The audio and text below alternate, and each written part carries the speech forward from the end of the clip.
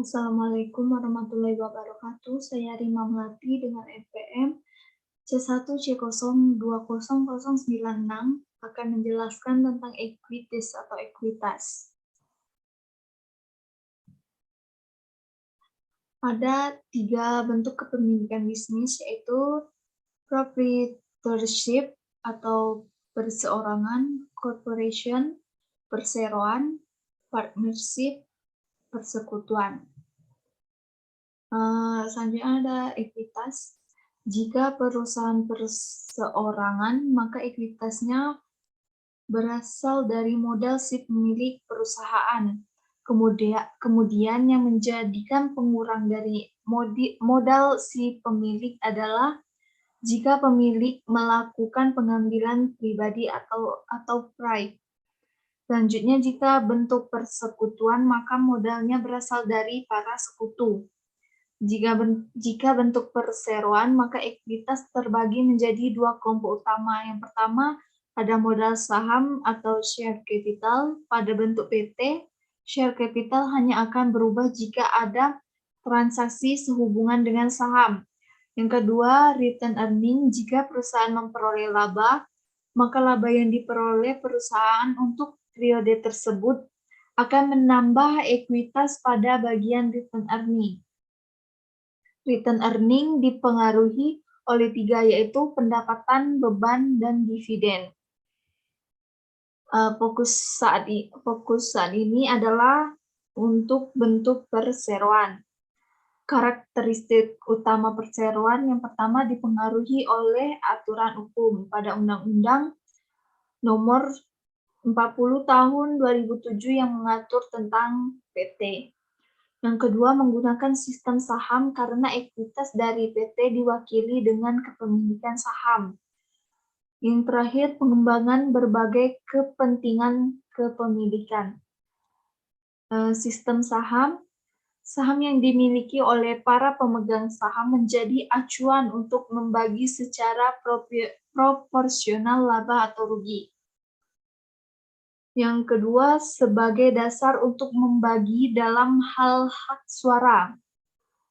Selanjutnya, saham juga menjadi dasar untuk membagi secara proporsional aset perusahaan ketika perusahaan dilikuidasi. Contoh, jika perusahaan berhutang dan bangkrut serta harus menjual aset, maka yang pertama kali digunakan adalah untuk membayar hutang, selanjutnya untuk pemegang saham istimewa, dan yang terakhir untuk pemegang saham biasa. Lalu saham juga untuk membagi secara proporsional hak untuk didahulukan. Bagi pemegang saham lama untuk membeli terlebih dahulu atau ditawarkan terlebih dahulu. Jika seandainya perusahaan menerbitkan saham baru, gunanya untuk mempertahankan presentase kepemilikan mereka di perusahaan. Selanjutnya, jenis saham. Pada saham biasa memiliki keistimewaan yang tidak ada pada saham istimewa, yaitu hak suara. Memiliki resiko yang lebih besar, mendapatkan alokasi aset pada urutan ketiga jika seandainya perusahaan bangkrut dan aset dijual. Ketika perusahaan membagikan dividen, maka prioritas perusahaan adalah pemegang saham istimewa, bukan pemegang saham biasa. Tidak ada garansi bahwa pemegang saham biasa mendapatkan dividen. Selanjutnya, saham istimewa mendapatkan hak untuk mendapatkan dividen lebih dulu dibandingkan pemegang saham biasa. Jika dividen bersifat kumulatif, maka ketika perusahaan tidak membagikan dividen pada tahun sebelumnya dan tahun sekarang, perusahaan memperoleh laba, maka dividen yang diterima oleh pemegang saham istimewa adalah ada 2, yaitu dividen yang tertunggak pada tahun sebelumnya dan ditambah dividen yang tahun sekarang. Pemegang saham istimewa mendapat urutan kedua dalam alokasi aset yang dijual ketika perusahaan mengalami kebangkrutan. yaitu yang pertama ada kreditur, yang kedua pemegang saham istimewa, dan yang terakhir pemegang saham biasa. Ekuitas pada perseroan. Ekuitas pada perseroan terdapat beberapa jenis. Yang pertama share capital, ada share capital ordinary dan share capital preference. Yang kedua ada share premium yang saldo normalnya kredit, ada return earning yaitu saldo laba, ada cumulative order comprehensive income, ada treasury share, saldo normalnya di debit, maka sebagai pengurang dari ekuitas. Yang terakhir ada non-controlling interest, pemegang saham minoritas atau pemegang saham non-pengendali. Akuntansi terkait dengan penerbitan saham. Ada yang saham itu diterbitkan dengan menyebut nilai nominalnya, dan juga saham yang diterbitkan tanpa nilai nominal. Biasanya diganti dengan nilai ditetapkan atau state value. Penerbitan saham melalui kombinasi, yaitu di dalam kombinasi ada dua jenis saham. Misalnya, dalam satu paket itu ada saham biasa dan saham preference. Lalu penerbitan saham untuk transaksi-transaksi non-cash. Contohnya membeli tanah dengan menerbitkan atau menyerahkan saham. Yang terakhir, biaya-biaya yang dikaitkan atau dihubungkan dengan saham. Akuntansi penerbitan saham ketika perusahaan menerbitkan nilai nominal. Biasanya nilai nominal saham yang rendah tidak menunjukkan bahwa nilai perusahaan itu rendah. Perusahaan menetapkan nilai nominal yang rendah atau tidak menetapkan nilai nominal karena menghindari terjadinya contingent liabilities. Jika saham diotorisasi, berarti belum beredar. Jika belum beredar, berarti belum dihitung sebagai modal saham. Jika saham diterbitkan, pasti sudah beredar. Jurnal yang dicatat jika ada nilai nominalnya. Cash di debit, share capital ordinary di kredit. Jurnal yang dicatat jika tidak ada nilai nominalnya. Cash di debit, share capital ordinary di kredit. Share premium preference di kredit atau di debit, tergantung kasusnya seperti apa. Lanjut, saham diterbitkan melalui paketan atau diterbitkan bersama sekuritas yang lain. Ada dua metode untuk mengalokasikan atau memisahkan pencatatan. Mana yang saham biasa atau mana yang saham istimewa. Yang pertama, metode proporsional. Menggunakan metode proporsional jika kedua harga pasar saham, baik saham biasa maupun saham istimewa diketahui. Yang kedua, metode inkremental, yaitu jika menggunakan metode inkremental, jika hanya diketahui salah satu harga pasar sahamnya. Penerbitan saham untuk transaksi non-cash. Misalnya menerbitkan saham karena memperoleh aset tetap atau membayar jasa. Contohnya, menerbitkan saham untuk memperoleh tanah, tetapi harga pasar tanah dan saham diketahui, maka secara aturan harus menentukan mana nilai yang lebih wajar di antara kedua harga pasar tersebut. Jika kedua harga pasar tidak diketahui, maka kita bisa menggunakan penilai menurut jasa atau ahli penilai. Selanjutnya, reacquisition of share atau treasury share. Saham yang sudah beredar ditarik kembali. Yang menjadi dasar saham beredar ditarik kembali, yang pertama, treasury share dilakukan agar saham perusahaan terlihat menarik. Selanjutnya, meningkatkan earning per share. Jika ingin menghitung jumlah per lembar saham, didapat dari pembaginya adalah jumlah saham biasa yang beredar. Jika terjadi treasury share, otomatis jumlah saham biasa yang beredar menjadi berkurang. Jika pembaginya lebih kecil, maka earning per share-nya menjadi lebih tinggi. Lalu saham yang ditarik akan dibagikan kepada karyawan sebagai bonus atau reward. Yang terakhir, melakukan treasury share untuk menyingkirkan pemegang saham yang tidak disukai atau disenangi. Akuntansi terkait treasury share ada dua metode yang dikenal, yaitu metode harga perolehan yang paling sering digunakan dan metode nilai nominal. Treasury share akan mengurangi ekuitas. Saldo normal dari treasury share adalah debit. Jurnal terkait transaksi treasury share adalah treasury share di debit dan cash di kredit. Penjualan treasury share. Dua kemungkinan penjualan treasury share. Yang pertama, menjual di atas harga perolehan. Yang kedua, menjual di bawah harga perolehan. Keduanya akan menaikkan total aset dan ekuitas. Jurnal ketika menjual di atas harga perolehan. Cash di debit, treasury share di kredit, share premium ordinary di kredit. Jurnal ketika menjual di harga perolehan, cash di debit, share premium treasury di debit, treasury share di kredit. Selanjutnya, preference share.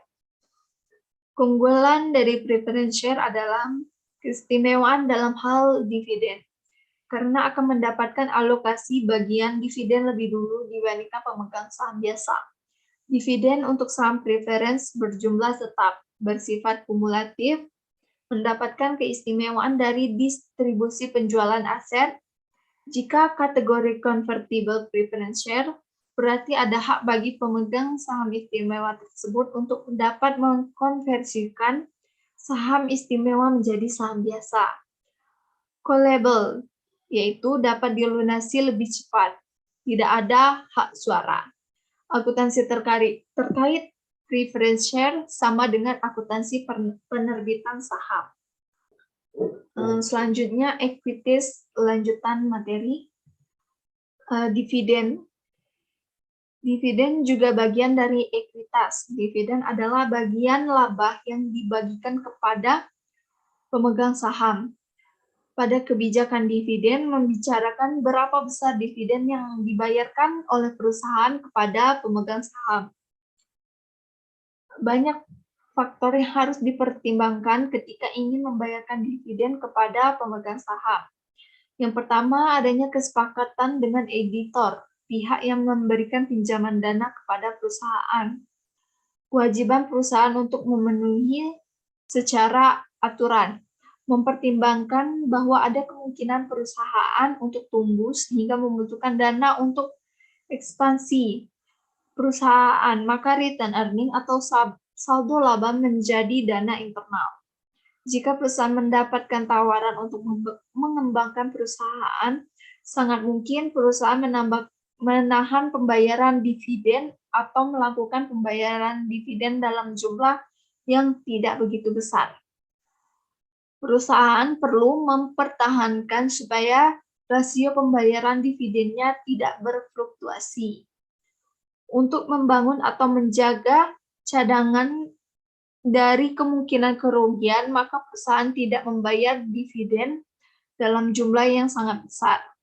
Sebelum membayarkan dividen, perusahaan perlu mempertimbangkan jika membayarkan dividen tunai, maka perusahaan perlu mempertimbangkan tersedia atau tidaknya cash yang mencukupi. Jika tidak mempunyai cash yang cukup, tetapi perusahaan masih ingin membayarkan dividen, maka terdapat alternatif lain, yaitu menggunakan dividen saham.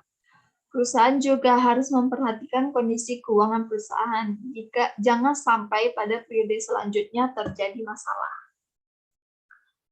Jenis-jenis dividen yaitu dividen tunai, dividen yang dibayarkan perusahaan dalam bentuk uang cash, properti dividen, dividen yang dibayarkan perusahaan dalam bentuk aset lain selain cash, liquidating dividen, yaitu dividen biasanya dibayarkan oleh perusahaan diambil dari saldo laba, saldo laba atau return earning. Jika saldo laba tersebut tidak mencukupi, maka dividen yang dibagikan akan diambil dari ekuitas yang lain, misalnya dengan mengurangi share premium. Yang terakhir ada share dividen, yaitu dividen yang dibayarkan perusahaan dalam bentuk saham. Pembagian dividen saham dibagikan secara proporsional sesuai dengan persentase kepemilikan saham. Selanjutnya cash dividend. Ada tiga tanggal terkait dengan pembayaran dividen tunai. Yang pertama tanggal pengumuman, yang kedua tanggal pencatatan. Pada tanggal ini tidak ada penjurnalan karena pada tanggal pencatatan hanya mendata siapa saja pemegang saham yang eligible. Yang terakhir tanggal pembayaran. Pada tanggal ini perusahaan akan mendebit akun dividen payable dan mengkredit akun cash. Dalam tanggal pembayaran dividen harus memiliki yang pertama, return earning karena dividen diambil dari saldo laba.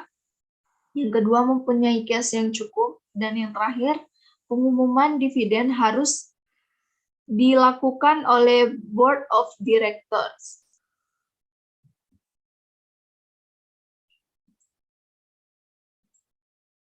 Selanjutnya, dividen properti. Dividen yang dibayarkan perusahaan bukan dalam bentuk cash, tetapi dalam bentuk aset lain selain cash. Saat perusahaan mengumumkan akan membagikan dividen properti, maka perusahaan harus menilai kembali nilai properti atau aset lain selain cash yang akan diserahkan, sebesar nilai wajar. Karena dilakukan penilaian kembali, maka akan ada perbandingan nilai wajar dengan nilai tercatat. Karena ada perbandingan tersebut, maka akan ada dua kemungkinan, yaitu bisa terjadi gain atau kerugian, atau keuntungan atau loss, yaitu kerugian. Selanjutnya, liquidating dividend, yaitu dividen yang biasanya diambil dari saldo laba, tetapi masanya dividen yang dibagikan melebihi saldo laba yang dimiliki perusahaan, maka diambillah dari bagian ekuitas lain. Yang terakhir ada share dividend atau dividen saham. Dividen tersebut dibagikan dalam bentuk saham. Jika yang dibagikan dalam bentuk saham, maka akan ada transaksi penerbitan saham. Jika ada penerbitan saham, otomatis modal saham perusahaan meningkat. Dividen saham dibagikan secara pro rata basis, yaitu pemegang saham yang paling besar akan mendapatkan bagian yang paling besar. Alasan perusahaan membagikan dividen saham. Yang pertama, ingin memuaskan pemegang saham ketika tidak memiliki cash yang cukup. Dengan menerbitkan dividen saham, bisa meningkatkan marketability, yaitu harga pasar saham, karena dengan menerbitkan saham, maka saham yang beredar akan meningkat. Yang terakhir, agar pemegang saham terus berinvestasi kepada perusahaan. Pengelompokan share dividend. Ada dua pengelompokan share dividend. Yang pertama, small share dividend. Dividen saham yang dibagikan perusahaan lebih rendah atau lebih kecil dari 20% atau lebih kecil dari 25%. Jika kategori small, maka saat mencatat debitnya return earning, maka return earning dihitung dengan pengalinya, yaitu harga pasar saham. Yang terakhir, large share dividend, lebih besar dari 20% atau lebih dari 25%. Jika kategori large, maka saat mencatat return earning pada posisi debit, pengalinya adalah nilai nominal dari saham tersebut. Sekian penjelasan dari saya. Terima kasih. Wassalamualaikum warahmatullahi wabarakatuh.